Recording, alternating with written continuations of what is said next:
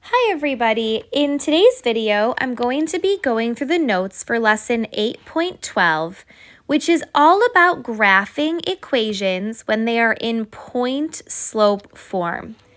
Last time, we talked about slope-intercept form, where all of the starting points were y-intercepts.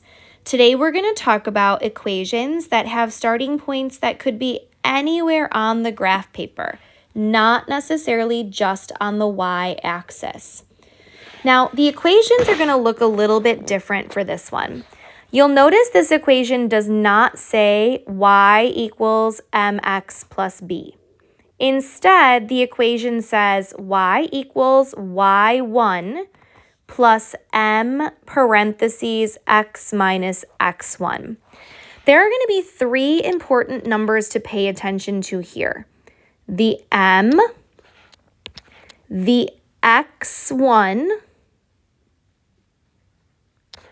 and the y1. So let's talk about what these numbers are and what they mean. These numbers are going to help us figure out a starting point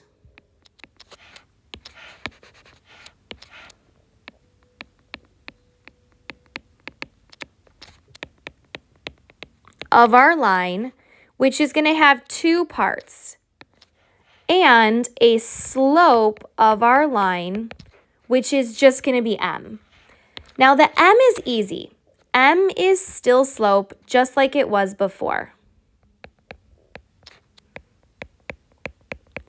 And m is always going to be the number outside of the parentheses. Or I should say, instead of outside, I should say it is the number being multiplied by the parentheses.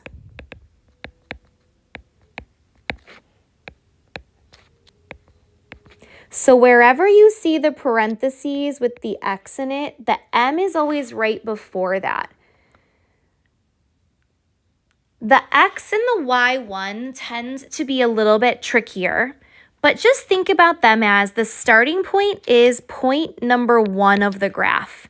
So it's going to have two pieces. It's going to have an x that we start at, and it's going to have a y that we start at. The x is always going to be the number inside the parentheses by the x. And it is always going to be the opposite of the number you see. So if you see a positive number, you're going to write a negative number down. If you see a negative number, you're going to write a positive number down. The y coordinate is always going to be either the very beginning or the last number. It's kind of a floating number. It can go at the beginning or at the end, but it is not connected to the parentheses. It's not multiplied and it's not inside. Let's practice identifying the slope and the starting point. So in this equation, the starting point is going to have an x and a y. And the slope is always going to be m. Now the m is always going to be right before the parentheses. So that means that m is going to be the -1 here, and I'm going to write that as a fraction and put it over 1. The x is always going to be inside of the parentheses. So that means that it's going to be the 2, but it's also going to be the opposite. So it's going to be -2. And the y is going to be a floater. It's whatever number you didn't already use for something else. In this case, it's at the very beginning. It's a 3. Let's try that again. Every starting point is going to have parentheses. Let's find all the slopes. slope is always m, and it's always going to be the number right before the parentheses. So in this problem, the m is 3 over 5 because 3 over 5 is right before the parentheses. In this problem, m is 2 over 3 because 2 over 3 is the number right before the parentheses. And in this problem, the m is negative 5, and to make that a fraction, I'm going to write negative 5 over 1. The x is always going to be inside the parentheses, but it's always going to be the opposite, which means if this is a negative 8, I'm going to make it the opposite, which is positive 8. If this is a negative 8, I'm going to make it the opposite, which is positive 8. And if this is a positive 6, I'm going to make it the opposite, which is negative 6. The y is going to be whatever number you didn't use yet. Sometimes it's at the very beginning, and sometimes it's at the very end. So it would be negative 1, it would be negative 4, and it would be negative 2. Next, we're going to practice graphing using this information. So step number 1 is going to be find the correct information. We're going to need a starting point and we're going to need a slope. Now, we're not calling it the y-intercept here because it's not the b. It's not the y-intercept. It's just a random point on the graph. The starting point is going to have a parentheses and a comma. And let's start with the slope. M parentheses. So in this case, the m is negative 5 over 1. The x is going to be inside of the parentheses. So the x will be the opposite, which is negative 2. And the y will be whatever number you didn't already use. So that's going to be the 3. We're going to graph the starting point first. So we're going to go to the negative 2 comma 3, which is right here.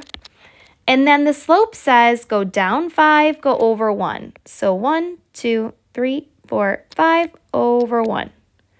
1, 2, 3, 4. Oop, there's not enough space.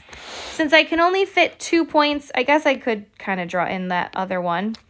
We're just going to take our straight edge like our ID, and we're going to draw a nice straight line. Let's try that again. First, we're going to find the key features. We're going to have the starting point, which has a parentheses, and we're going to have the slope. The slope is easy to find because it's always m parentheses with the x. So the m would be 1/3. The x is always inside the parentheses, but it's going to be the opposite. So it's going to be positive 1. And the y is either going to be at the very beginning or the very end, whichever number you didn't already use. Which means my starting point is 1 comma negative 2. And then my rise and my run, I'm going to go up 1 over 3. Or I could go left 3 and then down 1. I'm just going to reverse it. And then I'm going to draw a nice straight line. All right, we have one more practice problem. So again, we're going to find our key features, which are the starting point and the slope. The slope is, to me, the easiest because it's always right before the parentheses, so it would be negative 4 over 1. My starting point, the x, is inside the parentheses right by the x, and it's always the opposite, so it would be negative 2. And the y is whatever number you didn't already use, so that would be the negative 3. My starting point is negative 2, negative 3. And then from there, the slope says go down 4, right 1. So 1, 2, 3, 4 over 1. Or we could reverse that. Backwards 1 and then up 1, 2, 3, 4. Backwards 1 and then up 1, 2, 3, 4. And then draw my nice straight line. All right, that's it for today's video. Thank you guys so much for watching. You're almost there. Please try your practice, and I'll see you soon for the next video.